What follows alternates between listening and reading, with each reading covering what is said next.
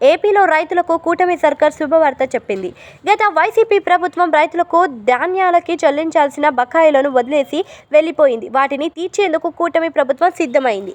ఇందుకోసం తొలి విడత 1000 కోట్ల విడుదల చేస్తున్నట్లుగా పౌర సరఫరాల శాఖ మంత్రి నాదెండ్ల మనోహర్ ఇవాళ వెల్లడించారు. ఈ మొత్తంలో జిల్లాల వారీగా వాటాను కూడా ఆయన వివరాలతో సహా ప్రకటించారు. ముందుగా ధాన్య ఎవరి వద్ద సేకరించాలని గుర్తించి ప్రణాళికాబద్ధంగా ఈ బకాయిలు చెల్లిస్తామని మనోహర్ తెలిపారు.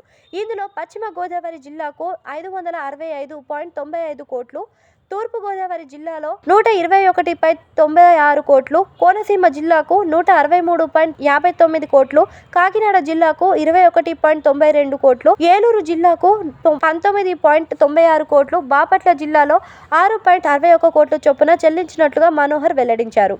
సుమారు 50,000 మంది రైతులకు ఉపశమనం కలిగే చర్యలు చేపట్టనున్నట్లుగా ఆయన తెలిపారు. రైతులకు మిగిలిన బకాయిలు కూడా కొద్ది రోజుల్లో చెల్లిస్తామని మనోహర్ వెల్లడించారు. దీంతో పాటుగా మరో 2,000 కోట్లు బకాయిలు బ్యాంక్ ఆఫ్ బరోడాకి కూడా ఇటీవల చెల్లించినట్లు ఆయన గుర్తు చేశారు.